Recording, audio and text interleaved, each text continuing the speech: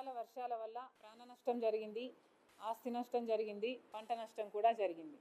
తడిచిపోయిన ధాన్యం, రాలిపోయిన మామిడి, కూలిపోయిన అరటి, చెడిపోయిన పసుపు ఇలాంటివే కనిపిస్తున్నాయి. మరి ప్రభుత్వం ఏం సమాధానం చెప్తుంది? దాదాపు 5 లక్షల ఎకరాలలో పంట నష్టం జరిగింది అని వార్తలు వినిపిస్తున్నాయి. కానీ ఇంతవరకు ప్రభుత్వం తరపు నుంచి కనీసం ఎవరినైనా పంపి సర్వే చేస్తున్నట్టు కూడా సంకేతాలు అందటం లేదు. మరి ముఖ్యంగా వరి రైతులు పండించిన ధాన్యాన్ని కుప్పలు కుప్పలుగా పోసి అమ్ముకోలేక ఇప్పుడు ధాన్యం తడిచిపోయి దిక్కుతోచని స్థితిలో ఉన్నారు. వీరికి ప్రభుత్వం ఏం సమాధానం చెప్తుంది? అన్న చెప్పినట్టు ఉభయ తూర్పు గోదావరి జిల్లాలు తీసుకున్నా కూడా దాదాపు 30 లక్షల మెట్రిక్ టన్నుల దిగుబడి వచ్చింది. దాంట్లో ప్రభుత్వం తీసుకున్నది కేవలం 13 లక్షల మెట్రిక్ టన్నులు, అంటే 17 లక్షల మెట్రిక్ టన్నులు ఇంకా రైతుల దగ్గరే ఉంది. పొద్దున అన్న వివరిస్తుంటే చాలా మంది రైతులు మా పంటను కొనుక్కోండి అని ఆఫీసర్లని బ్రతిమలాడుతున్నా కూడా మా లిమిట్ ఇంతే, లిమిట్ ఎక్సీడ్ అయి మేము కొనలేము అని రైతులకు సమాధానం వస్తుంది. రైతులు పండించిన దాంట్లో కనీసం 30% కూడా, కొన్ని చోట్లయితే మరీ అధ్వానంగా 15-20% కంటే కూడా ఎక్కువ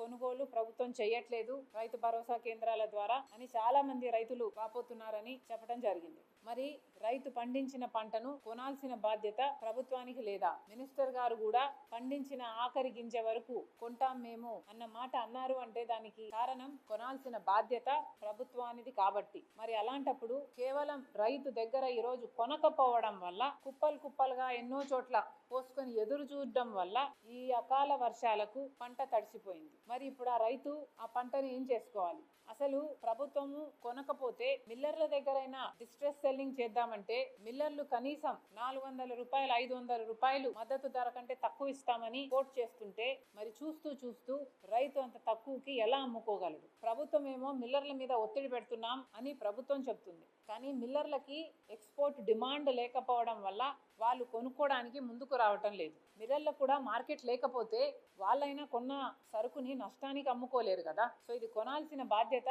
ప్రభుత్వానికి, రైతుకు ధర వచ్చేలా చూసే బాధ్యత ప్రభుత్వానికి. అవతల చూసుకుంటే పక్కన తెలంగాణ రాష్ట్రంలో ఇదే పరిస్థితి వస్తే, ప్రొడక్షన్ ఎక్కువ అయితే సివిల్ సప్లైస్ ద్వారా, తెలంగాణలో ఉన్నది కాంగ్రెస్ ప్రభుత్వం, రేవంత్ రెడ్డి గారు సివిల్ సప్లైస్ ద్వారా ఆ అధిక ధాన్యాన్నంతా కొని ఫిలిప్పీన్స్, మలేషియాతో ఎంఓయూలు చేసుకొని మరి ఎక్స్పోర్ట్ చేయగలిగారు. మరి అది మనం ఎందుకు చేసుకోలేకుండా ఉన్నాం? మనం పండించేది కూడా అదే ధాన్యమే. మరి మన రైతులు కూడా అదే ఇబ్బందే ఉన్నప్పుడు మరి మనం కూడా ఆ మార్గంలోనే ఎందుకు చేయకూడదు? కూటమి సర్కారేమో మాటలు కోటలు దాటుతాయి కానీ చేతులు మాత్రం గడప కూడా దాటం. ఇదే మంత్రులు వీళ్ళే ఆఖరి గింజ వరకు కొంటాం అని చెప్పిన వాళ్ళే ఎక్స్పోర్ట్లు కూడా చేస్తాం